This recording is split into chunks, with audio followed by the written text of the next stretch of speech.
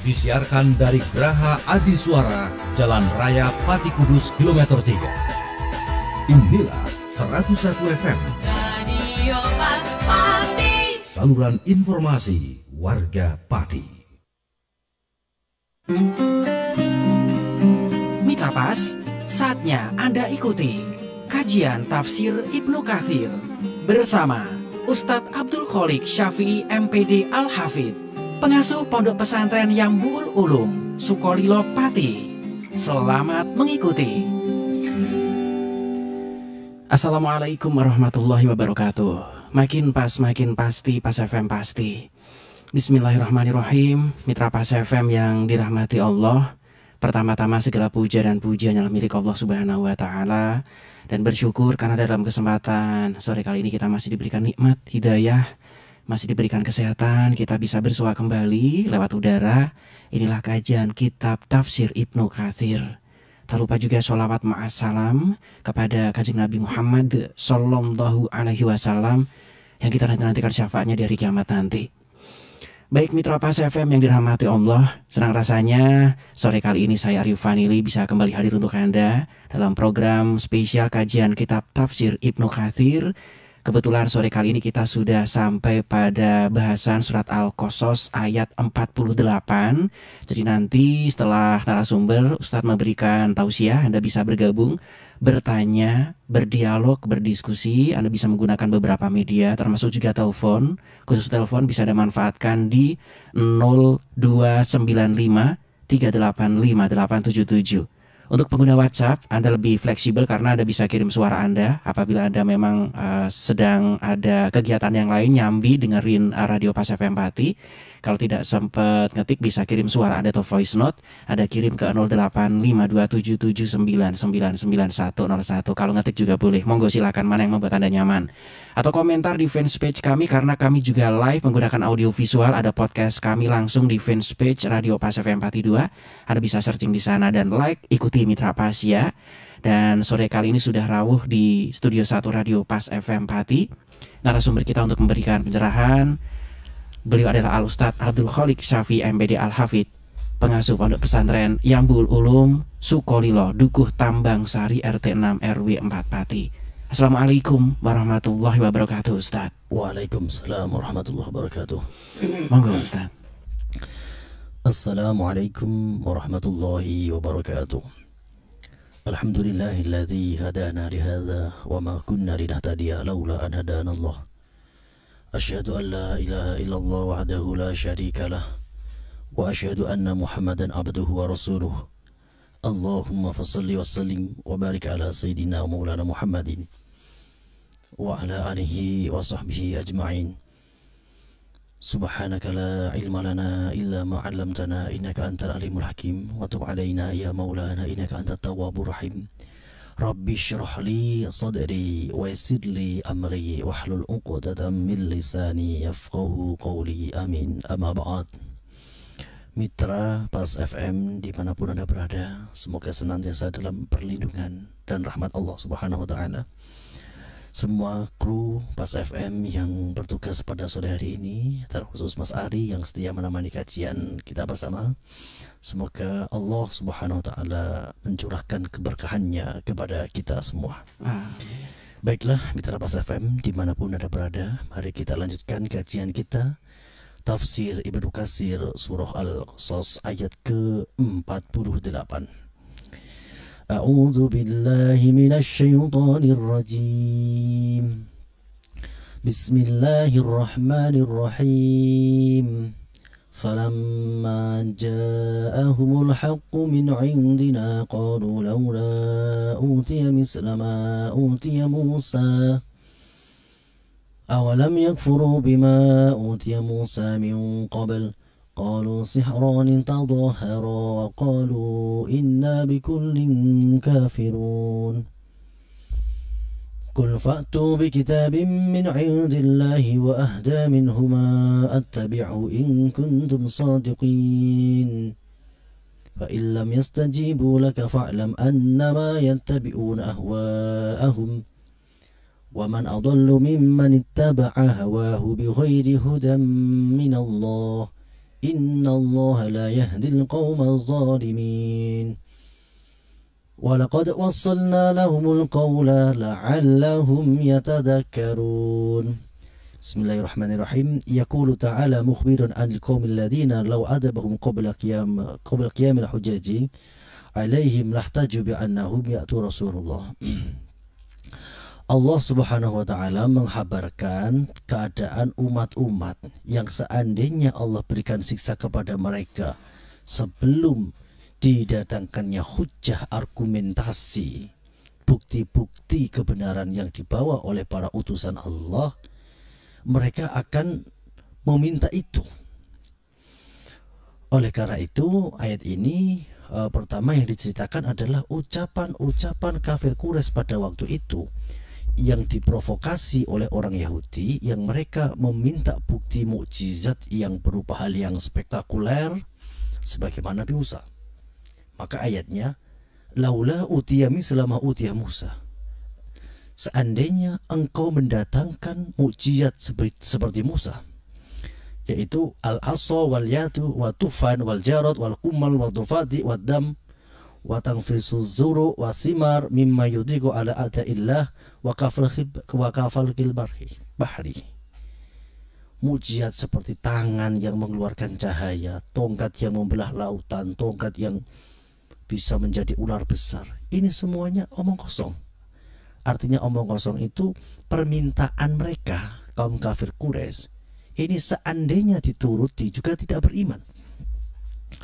Oleh karena itu Al-Quran datang sebagai mukjizat yang argumentasinya al-bahirah, al-balighah, al-fasihah. Begitu jelas. Karena Al-Quran membawa konsep ilmu pengetahuan. Coba kita pikirkan, esensi dari mukjizat adalah membuktikan kekuasaan Allah dan melemahkan perilaku manusia. Seperti tongkat membelah laut, tangan mengeluarkan cahaya. Jika yang demikian itu kita sebagai orang yang berperadaban, maka kita tidak perlu menunggu mukjizat seperti itu. Cukup kita memahami Al-Quran. Inna fi ikhtilafil laili wa nahar ayatil ulil albab. Pergantian siang menjadi malam, malam menjadi siang. Ini kan juga hal yang luar biasa. Apakah ada yang bisa membuat seperti ini? Dan kemudian wa fi anfusikum afala tubsirun. Al-Quran mengajak kita berpikir menggunakan analog yang sehat. Coba pikirkan, kita yang saat ini sedang sehat, bisa beraktivitas. Ini ditopang dengan sekian banyak makhluk Allah yang bernama organ tubuh, ada jantung, paru-paru, sendi-sendi. Kita nggak pernah tahu. Kita tidak bisa ikut campur dan tidak memahami. Tahu-tahu kita hidup. Bukankah ini yang luar biasa? Jadi bagi orang yang berperadaban, bagi orang yang mempunyai perspektif yang baik, tidak perlu menunggu tongkat membelah lautan. Cukup kita pelajari Al-Quran, dan Al-Quran menjelaskan konsep-konsep ilmu pengetahuan. Ini sebuah mukjizat. Al-Quran berbicara tentang geografi. Wa fil ardi kita tajawirat. Bumi yang kita pijak ini terdiri dari unsur-unsur yang berbeda-beda. Ada unsur tanah namanya A, namanya B, ada airnya, ada minyaknya, ada magma. Ini Al-Quran. Al-Quran berbicara tentang sosiologi. Walau kunta faddun ghalidul qalbi lang faddu min haulik. Seandainya kita bersifat keras, maka orang akan menghindar, tidak nyaman bersama kita. Fa'fu anhum wastaghfir lahum. Hidup bersosial adalah mempunyai jiwa pemaaf, jiwa besar, mudah melupakan kesalahan orang lain, dan juga selalu mendoakan. Ini Al-Quran. Jadi Al-Quran itu luar biasa. Ini mukjizat yang tidak bisa tertandingi. Maka omon-omon orang kafir Quraisy pada waktu itu yang diprovok oleh orang Yahudi adalah suatu hal yang tidak masuk akal. Laula utiya mislama utiya Musa. Awalam yakfuru bima utiya Musa min qabl. Ay awalam yakfuru al-basharu bima utiya Musa min tilkal ayatil azimah. Kemudian kita dipertegas oleh Allah, coba lihat sejarah, wahai orang Quraisy, wahai orang Yahudi. Apa betul Di zaman Nabi Musa, ketika Nabi Musa menyampaikan, memperlihatkan mukjizat yang luar biasa, apakah kemudian mereka beriman? Kan juga tidak. Fir'aun dengan kesombongannya juga tidak beriman. Bahkan di barisan orang Yahudi pun ketika terselamatkan dari Laut Merah, akhirnya mereka mengalami sebuah fase mereka menyembah anak sapi. Bukankah sebuah hal yang nista? Maka Allah menenangkan hati Muhammad, hati Nabi Muhammad. Hai Nabi Muhammad, wahai kekasihku, tenangkan hatimu. Tidak usah terlalu kau perhatikan apa yang diucapkan oleh orang-orang yang menentangmu. Seandainya kamu turuti pun mereka tidak akan beriman. Qalu sahirani tadhaharu wa qalu inna bikulin kafirun. Nah, ini ada analisa at-takhrirul lafzi, analisa lafal. Jadi pertama awalam yang furu bima Musa, ini saat bikin Nabi Musa, dan kemudian kata kerjanya qalu sahirani. Kalimat berikutnya ada tasniyah, berarti dua orang, tadhaharu. Lah ini yang dimaksud adalah Nabi Musa dan Nabi Harun. Penjelasannya bikuli minhuma kafirun wali syiddati talazumi wa tasahubi wal muqarabati baina Musa wa Harun dalla dzikru ahdima alal akhar. Jadi saking kedekatan antara Nabi Musa dan Harun, jadi menyebut salah satu mereka ini sama dengan menyebut keduanya. Ini sebagaimana di sini ada syair, fima adri ida yamamtu ardan uridu al khairu ayyuhuma yalini. Ini syair ini. Aku tak tahu jika aku pergi menuju sebuah negeri, aku menghendaki kebaikan yang manakah di antara keduanya yang menyertaiku. Jadi dua hal ini yang sudah sangat dekat kemudian disebut salah satu, berarti keduanya juga disebutkan. Maksudnya begitu. Sakhirani tadhaharu sakhirani ya'nuna Musa wa Harun. Yang dimaksud Nabi Musa dan Harun. Ini pendapat yang paling shorih ya. Qaulun jahid qawin wallahu a'lam. Wa qala Muslim bin Yasar an Ibn Abbas qalu sakhirani tadhaharu. Menurut ini Ibnu Abbas yang diriwayatkan oleh Muslim bin Yasar, khitabnya atau fa'ilnya sakhirani tadhaharu ya'nuna Musa wa Muhammad, Nabi Musa dan Nabi Muhammad sallallahu alaihi wasallam. Juga ada yang mengatakan sakhirani tadhaharu ya'nuna at-Taurat wal Quran. Ada yang mengatakan ini yang dimaksud at-Taurat, kitab Taurat dan Quran. Wallahu alam. Ini tapi yang pendapat yang paling jelas setelah pendapat yang pertama, sakhirani tadhaharu, yang dimaksud adalah Nabi Musa dan Nabi Harun. Artinya Nabi Musa dan Nabi Harun sudah dibekali Allah dengan sekian mukjizat yang tadhaharu, yang jelas, yang bahirah, yang al-jaliyah. Tapi kemudian justru keduanya dijustis sebagai seorang tukang sihir. Maka Nabi Muhammad mukjizatnya adalah Al-Quran, yang Al-Quran ini tidak lekang oleh waktu karena berisi tentang segudang konsep-konsep ilmu, berbagai ilmu.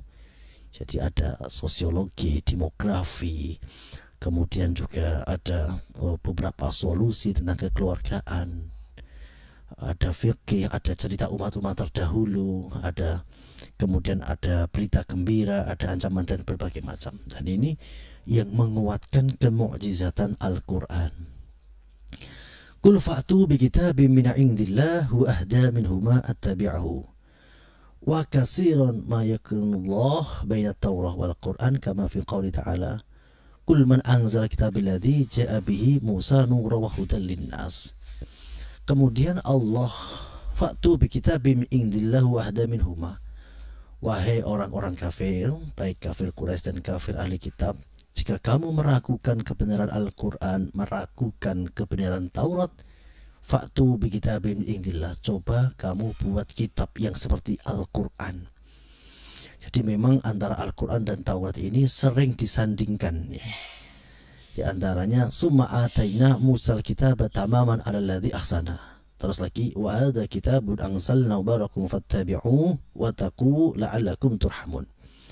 Jadi seringkali Al-Qur'an dan Taurat ini disandingkan ya, karena banyak faedahnya. fa illam yastajibu laka ay fa illam yajibuka amma qulta lahum wa lam yattabi'u al-haq.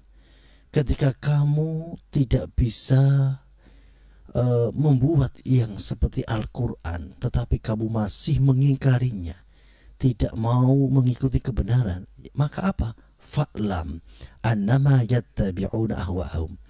Maka yang demikian itu adalah mengikuti hawa nafsu, ai bila dalilin wala hujjah, pendapat yang tidak disertai dengan argumentasi dan tanpa adanya dalil. Tentu ini sangat-sangat batal ya. Menentang, tidak percaya, kemudian disuruh untuk membuat yang seperti itu tidak bisa, berarti sudah membuktikan kelemahannya dan membuktikan kebenaran Al-Quran, tapi tetap tidak mau mengikuti kebenaran Al-Quran. Nah yang seperti ini, fa'lam annama yattabi'una ahwa'ahum, berarti mereka semua itu mengikuti hawa nafsu. Wa man adallu mimman ittaba'a hawahu bighairi hudan min Allah ay bighairi hujjatin ma'khudatin min kitabillah. Sungguh siapakah yang lebih sesat daripada orang yang lebih memilih mengikuti hawa nafsunya daripada mengikuti petunjuk dari Allah. Jadi orang yang paling sesat, orang yang paling konyol itu memilih hawa nafsunya daripada memilih jalan Allah. Jadi Allah ini kan alladzi khalaqas samawati wal ardh, yang menciptakan langit dan bumi. Allah dengan segala rahmatnya memfasilitasi kita hidup sampai sekarang dengan berbagai macam fasilitas di dunia. Tetapi kemudian ada orang yang lebih memilih orang lain, memilih makhluk meninggalkan Allah. Ini kan sangat konyol. Kita saja sebagai manusia, ketika melihat ada orang yang begitu berjasa kepada kita, orang ini baik kepada kita selama 1 tahun, memberi makan gratis, memberi tempat tinggal gratis, kita saja mudah untuk mengikutinya, mudah memujinya. Lah ini Allah, yang rahmat Allah, kebaikan Allah ini tidak hanya 1 tahun 2 tahun, bertahun-tahun sejak kita lahir sampai sekarang Allah berbuat baik kepada kita. Sejak kita lahir sampai saat ini cintanya Allah mengalir kepada kita, memberi kehidupan, memberi rezeki. Kenapa kita tidak bisa mencintai Allah? Kenapa kita tidak mudah memuji Allah? Kenapa kita tidak mudah untuk mengikuti Allah? Nah ini yang disebut waman adallu mimman ittaba'a hawahu bighairi hudan minallah. Kelanjutannya innallaha la yahdil qaumaz zalimin. Dan sudah seperti ini, maka kita yakini bahwa hidayah itu hanya milik Allah Subhanahu wa taala.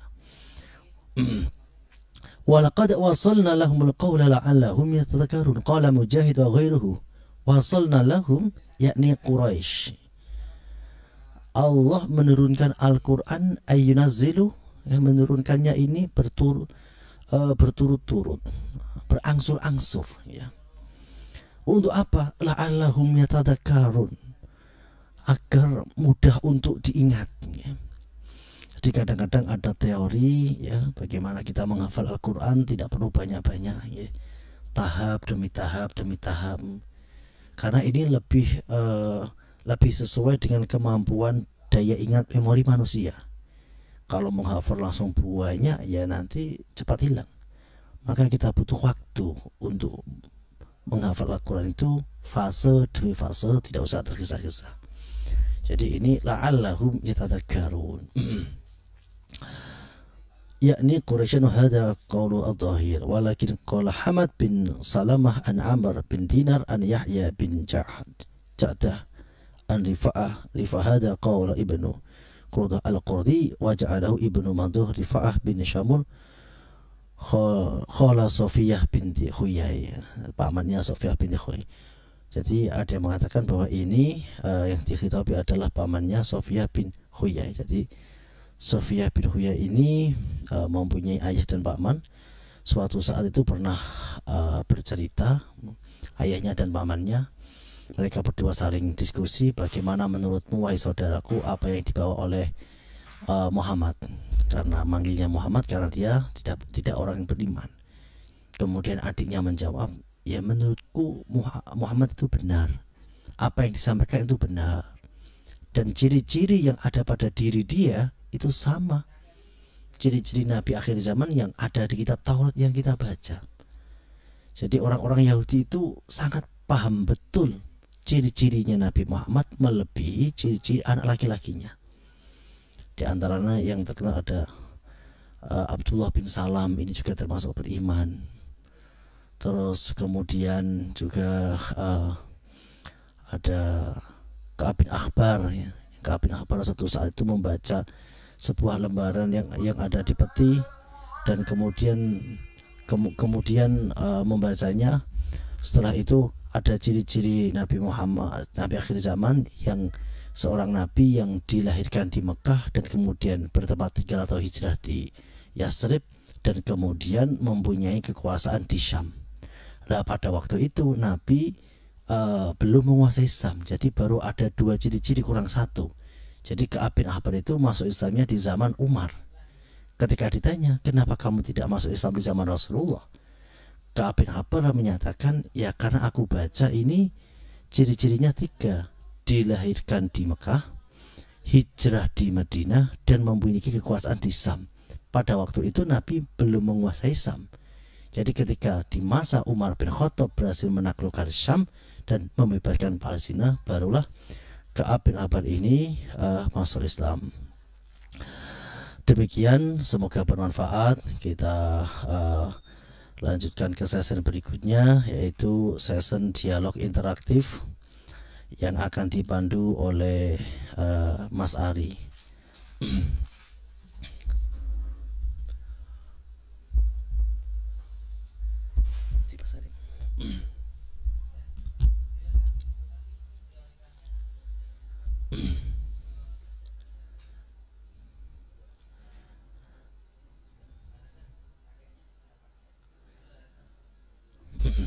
Oke, sebentar, mungkin Mas Hari masih ada kegiatan, kita lanjutkan dulu. Alladzina atainahumul kitaba min qablihi hum bihi yu'minun wa idza yutla alaihim qalu amanna bihi innahul haqqu min rabbina inna kunna min qablihi muslimin.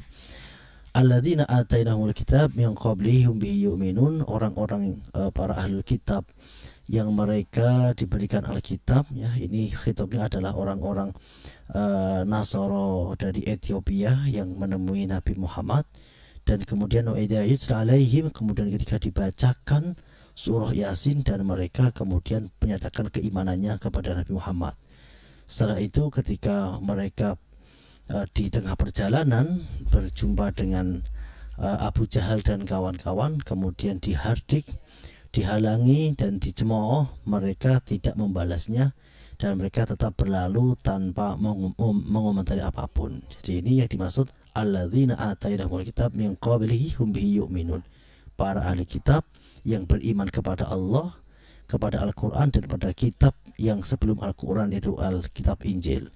Demikian penjelasan ayat 48 sampai 53. Selanjutnya kita buka kesempatan dialog interaktif, akan dipandu oleh Mas Ari. Monggo. Baik, Mitra Pas, untuk Anda yang ingin bergabung, Anda bisa telepon di 02953858877. Sementara untuk baca bisa Anda juga manfaatkan, ya, Anda bisa bergabung melalui 085277999101, atau Anda juga bisa komentar di fanspage kami Radio Pas FM Pati 2, dan Anda juga bisa mendengarkan siaran ini melalui radio seperti bagaimana seharusnya Mitra Pas melalui gelombang kami di 101 FM Radio Pas Pati, saluran informasi warga Pati. Yang sudah bergabung dari Pak Ndowi, Assalamualaikum warahmatullahi wabarakatuh Ustadz. Waalaikumsalam warahmatullahi wabarakatuh. Ini juga menanyakan tentang adanya dulu pada saat Kanjeng Nabi berdakwah, ini kan kepada orang-orang yang juga sudah mempunyai Alkitab, baik itu dari Bani Israel ataupun juga dari Nasrani. Dan di situ pula ini terkadang kita sebagai umat muslim sangat merasa rada tersinggung karena kita dikira bahwa kita ini memanipulasi kitab-kitab terdahulu, mengubah, menambahi dan sebagainya, mencerahnya, Ustaz. Jadi sebenarnya salah satu bukti yang sangat empiris bahwa Nabi itu adalah benar-benar utusan Allah adalah wa musaddiqal lima baina yadayhi, membenarkan ajaran-ajaran Nabi terdahulu, membenarkan kitab-kitab yang pernah diturunkan terdahulu. Justru ini malah dalam satu sisi menguatkan. Ya, saya memberikan contoh itu orang membuat karya tulis, dan kemudian ia memberikan referensi dari buku-buku kajian-kajian pustaka terdahulu. Ini justru menguatkan, bukan berarti kemudian kita copy paste, bukan, justru kebenaran itu bersanad ya. Jadi ciri khas dari para nabi itu selalu saling membenarkan. Begitu juga Nabi Muhammad ini membenarkan nabi sebelumnya, Nabi Isa dan Nabi Musa. Dan kitab-kitab terdahulu itu mempunyai aturan teologi yang sama, yaitu bertuhan hanya kepada Allah satu, la syarikalah, tidak ada yang menyekutukan Allah. Yang berbeda itu paling-paling tasyri'nya, pensyariatkannya. Sebagaimana antara Taurat dan Injil ada beberapa hal yang diharamkan oleh Taurat dan kemudian itu diklarifikasi oleh kitab Injil dan kemudian dihalalkan oleh Injil. Dan kemudian mungkin cara beribadahnya di masa Nabi Musa, Nabi Muhammad ini memiliki berbeda, tapi esensi ketuhannya tetap sama.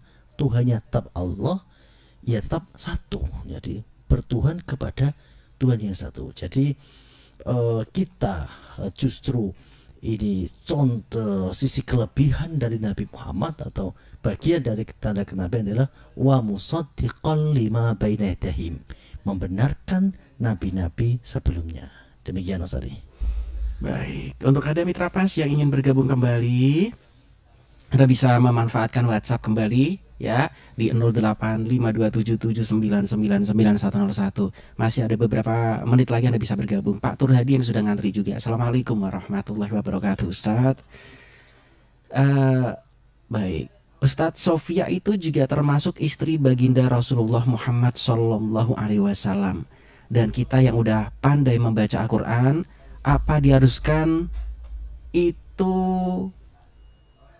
satu tahun harus hatam 2 kali? Apakah ada hal yang menerangkan hal tersebut, 1 tahun harus hatam 2 kali? Mohon pencerahannya, Ustaz. Jadi memang Sofia binti Huyai itu Huyai ya. Sofia binti Huyai itu salah satu dari istri Rasulullah berkebangsaan Israel. Terus kemudian membaca Al-Quran itu ada beberapa tuntunan dari para sahabat. Di antaranya ada Utsman bin Affan, itu pernah melakukan 1 hari itu 10 juz, jadi 3 hari sekali khatam. Terus kemudian ada juga yang lebih sederhana seperti Umar bin Khattab 1 hari 5 juz, ya 6 hari sekali khatam. Ada yang 1 bulan sekali khatam. Artinya sesuai dengan kemampuan ya. Yang penting tidak menimbulkan efek kebosanan. Daripada kemudian kita terlalu memaksakan untuk khatam sekian tapi kemudian membuat jenuh, itu lebih baik mungkin 1 hari 1 halaman dan sebagainya. Itu bisa karena kita juga butuh dalam diri kita butuh hak ya, butuh hak untuk bekerja, hak untuk keluarga. Jadi menyesuaikan. Jadi kalau yang memang makomnya di pesantren ya itu ya, apalagi para santri yang penghafal Al-Quran itu 1 hari 10 juz ya biasa ya, karena memang aktivitasnya hariannya seperti itu. Intinya seberapapun kadarnya biasakan setiap hari membaca Al-Quran. Demikian Ustaz. Oke, sangat fleksibel. Okay. Kemudian yang juga sudah bergabung dari Pak Mun ini menanyakan nama Sofia itu sesuatu yang kebarat-baratan, tetapi ternyata juga istrinya Kanjeng Nabi Muhammad Shallallahu Alaihi Wasallam. Artinya kita sebagai umat Muslim seharusnya tidak masalah untuk menamakan putri kita Sofia. Mohon penjelasannya, Ustaz. Sofia itu kan ada bahasa Al-Quran Sofwan, ini itu kan dari kata Sofwan, Sofia itu kan lembut artinya. Jadi sebenarnya ada kesamaan frasa ya, antara beberapa bahasa. Ada penyerapan lah, seperti kita sebagai orang Indonesia itu sering mengatakan lezat. Itu kan sebenarnya serapan dari kata lazat. Kita sering mengucapkan sehat, itu serapan dari bahasa Arab sihah. Begitu juga Sofia ya. Sofia itu banyak disebutkan dalam Sofwanin itu. Kamas dari Sofwanin itu sering disebutkan dalam Al-Quran. Intinya seperti Saroh itu kan Sarah dibahasakan dalam bahasa Ibrani.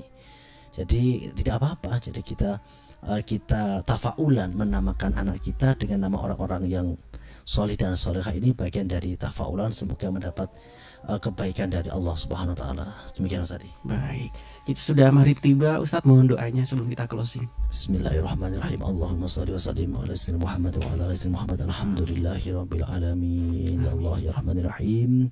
Teguhkan iman kami supaya bisa selalu atas terima ringkiat dengan syariat Rasulullah sallallahu alaihi wasallam. Ya Allah, teguhkan hati kami akan selalu asih dan narimo kepada syariat Rasulullah, dan semoga kami, keluarga kami, Engkau jadikan hamba-hambamu yang solih dan salihah, alim alamah ahlul Quran ahlullah. Rabbana atina fid dunya hasanah wa fil akhirati hasanah wa qina adzabannar.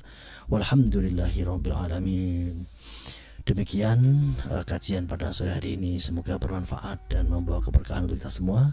Kurang dan lebihnya saya mohon maaf. Akhir kalam, walafu minkum, wassalamualaikum warahmatullahi wabarakatuh. Waalaikumsalam warahmatullahi wabarakatuh. Terima kasih untuk kebersamaan Anda Mitra Pas. Saya Arif Fanili beserta kerabat kerja Radio Pas FM Patimon undur diri. Informasi Pas FM pasti. Wassalamualaikum warahmatullahi wabarakatuh.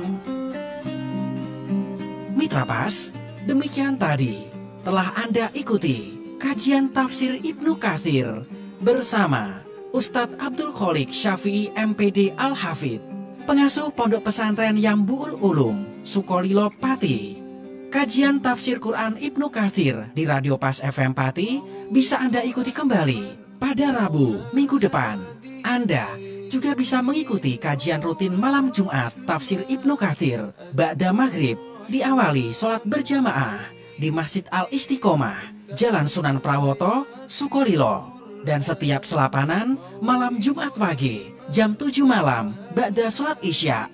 Anda juga bisa menghadiri majelis dzikir mujahadah dan istighosah bersama Ustadz Abdul Kholik Syafi'i MPD Al-Hafidh di Pondok Pesantren Yambu'ul Ulum, Dukuh Tambang Sari, Kedung Winong, Sukolilo.